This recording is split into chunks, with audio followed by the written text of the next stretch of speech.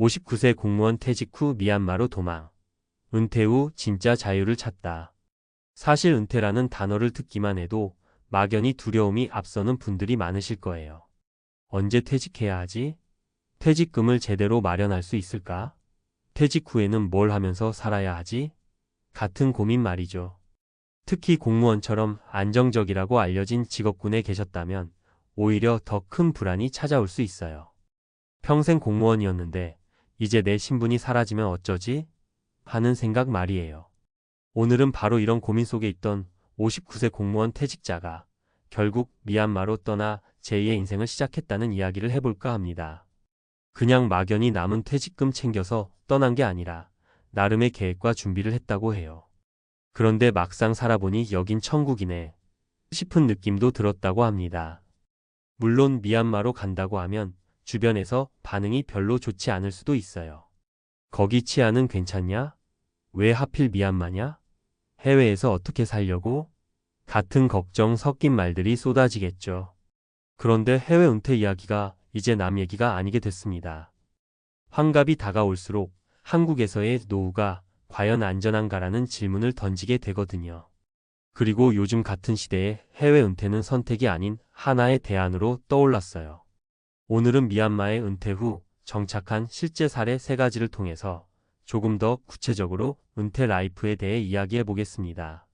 진짜 괜찮은 거 맞아? 하고 의심이 드실 텐데 사례를 보시면 해외에서의 새 출발이 생각보다 가능성이 있구나 싶으실 거예요. 자, 그럼 천천히 들어보시겠어요? 1. 59세 퇴직 공무원, 협소한 연금의 현실을 깨닫다. 아니, 나도 공무원 연금이면 그래도 어느 정도 버티겠지 했어요. 그런데 웬걸 생각보다 연금이 적더라고요. 이분은 지방 공무원으로 30년 넘게 일하시다가 일찍 명퇴를 선택했습니다. 수십 년간 성실히 근무했기 때문에 연금이 적지는 않았지만 자녀 학비에다 서울 수도권의 집값과 생활비가 만만치 않았죠. 그래서 큰맘 먹고 집을 팔아 전세로 옮기면서 퇴직금을 더해 현금을 챙겼지만 한국에서 그 돈 가지고 2030년 버티려니 불안감이 엄습했습니다. 해외에서 살아볼까?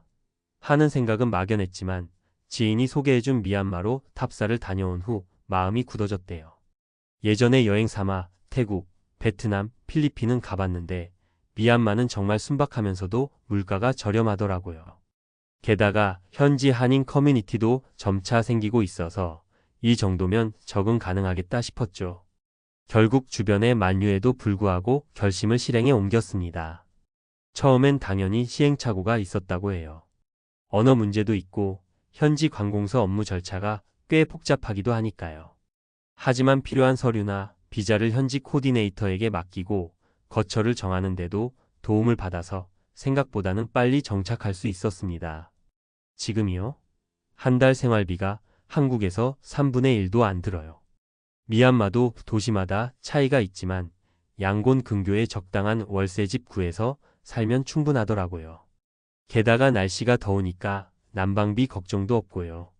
확실히 마음의 여유가 생겼습니다. 이분이 가장 좋았다고 말한 건 자유롭게 쓸 수 있는 시간이라고 해요. 한국에 있을 땐 항상 미래가 불안해서 마음이 조급했는데 지금은 하루하루가 풍족하진 않아도 돈 걱정을 크게 안 하니 심적 안정감이 생겼다네요.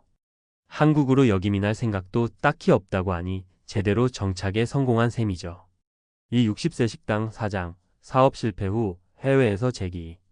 제가 30년간 식당 장사를 했는데 코로나 터지고 매출이 줄더니 끝내 버티질 못했어요.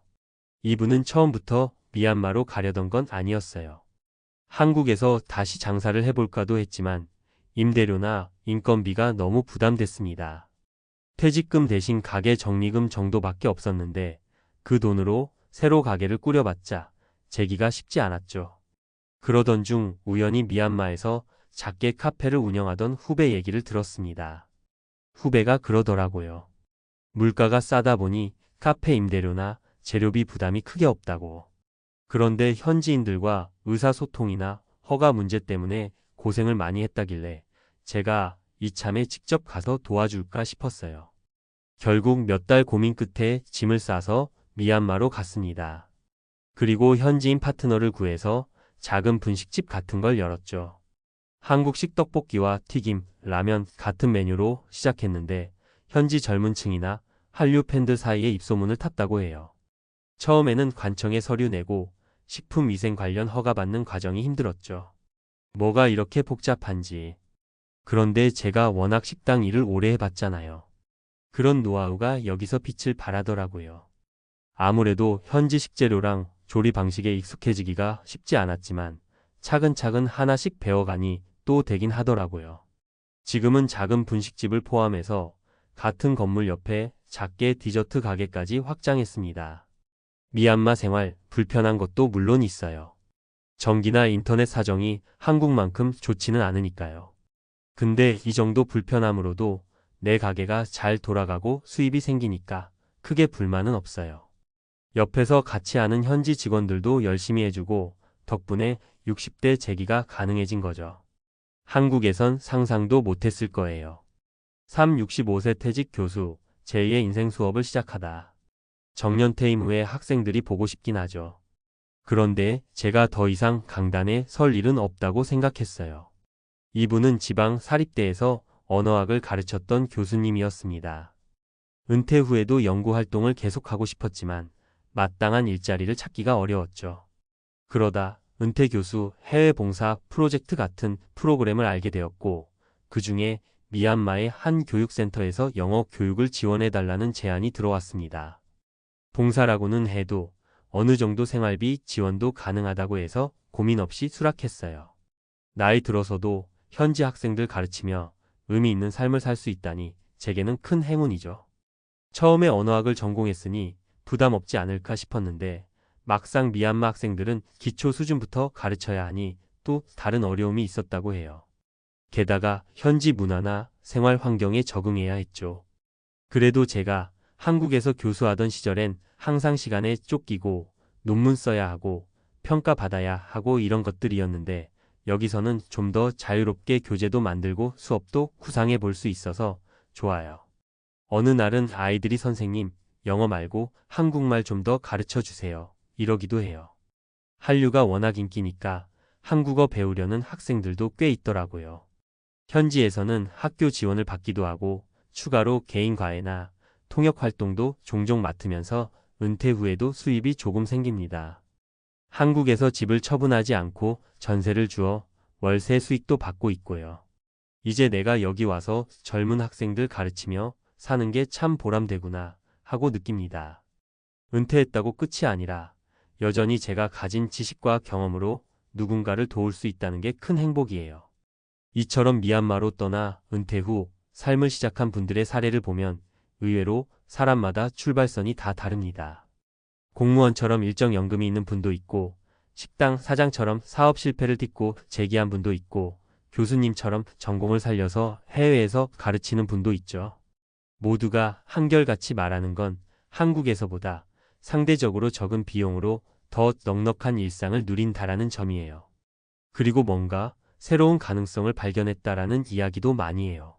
물론 해외 정착이 절대 쉽지는 않습니다. 언어나 문화 차이부터 행정 절차나 치안 같은 문제들이 있기 마련이죠. 그럼에도 물가와 주거 비용이 부담스럽지 않고 의미 있는 활동을 할 기회가 많다면 새로운 도전을 해볼 만하다는 생각이 들어요. 은퇴 준비를 이론으로만 계획하기보다는 사례자들이 직접 몸으로 부딪혀본 경험을 보면 더 실감 나잖아요.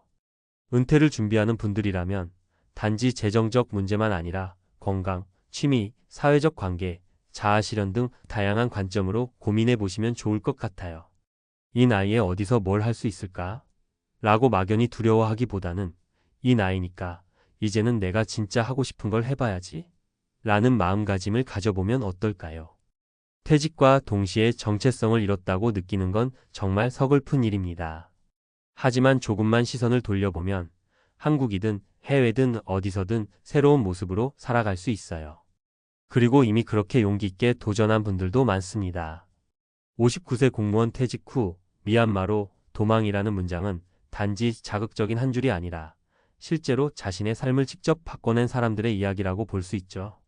오늘 소개한 세 가지 사례가 은퇴와 노후에 대해 고민하는 분들께 조금이라도 힘과 용기를 드렸길 바랍니다.